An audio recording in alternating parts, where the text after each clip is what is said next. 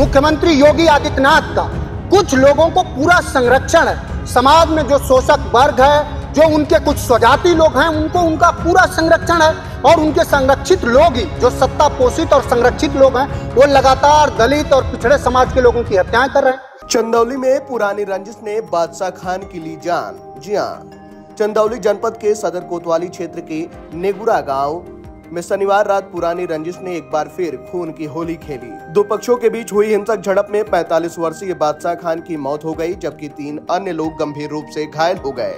मरने वाले बादशाह को पहले जिला अस्पताल और फिर वाराणसी के ट्रामा सेंटर रेफर किया गया, जहां इलाज के दौरान उन्होंने दम तोड़ दिया। वहीं घटना में अब्दुल अली 68 वर्षीय, कलावती 60 वर्षीय और निशा 17 वर्षीय गंभीर रूप से घायल हुए हैं, जिन्हें प्राथमिक उपचार के बाद जिला अस्पताल में भर्ती कराया गया। स्थानीय पुलिस के अनुसार यह घटना आपसी रंजिश और पुराने विवाद के चलते हुई है।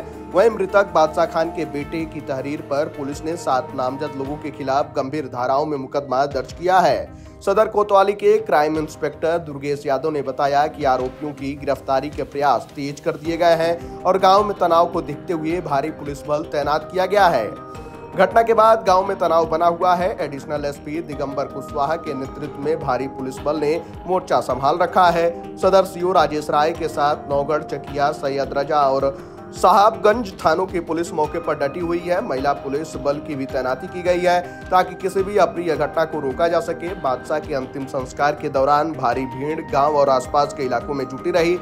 वहीं घटना की जानकारी मिलते ही समाजवादी पार्टी का प्रतिनिधिमंडल नेगुरा गांव पहुंचा। सांसद वीरेंद्र सिंह और सपा प्रवक्ता मनोज काका ने पीड़ित परिवार से मुलाकात कर पूरी घटना की जानकारी ली।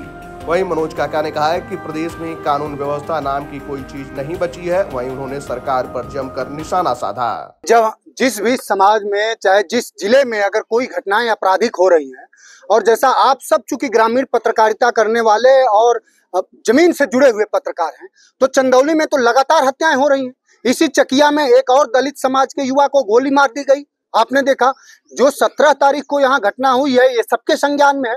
ये घटना सिर्फ इसलिए नहीं हो रही है कि आपस में लोगों का विवाद है। मुख्यमंत्री का और भारतीय जनता पार्टी की सरकार का, मुख्यमंत्री योगी आदित्यनाथ का कुछ लोगों को पूरा संरक्षण है। समाज में जो शोषक वर्ग है, जो उनके कुछ स्वजाति लोग हैं, उनको उनका पूरा संरक्षण है और उनके संरक्षित लोग ही जो सत्ता पोषित और संरक्षित लोग हैं, वो लगातार दलित और पिछड़े समाज के लोगों की हत्याएं कर रहे हैं।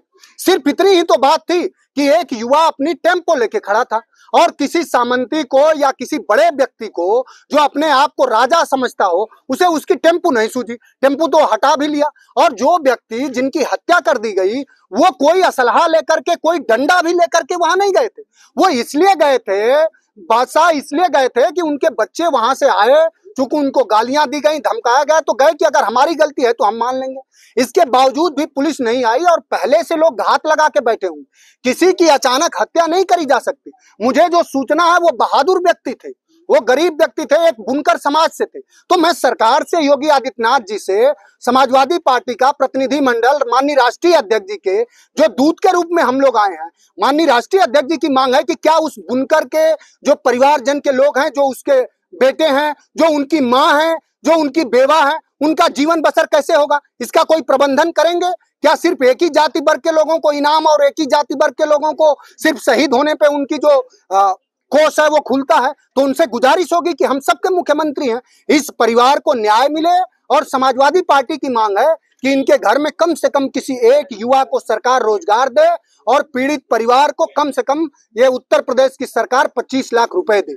अगर सरकार ऐसा नहीं करती है तो यह सिद्ध होगा कि सच में उत्तर प्रदेश के मुख्यमंत्री जी एक विभाजनकारी और एक भेदभाव करने वाले मुख्यमंत्री हैं। वहीं स्थानीय प्रशासन ने पीड़ित परिवार को निष्पक्ष जांच और त्वरित न्याय का भरोसा दिलाया है। पुलिस का कहना है कि जल्द सभी आरोपियों को गिरफ्तार कर लिया जाएगा।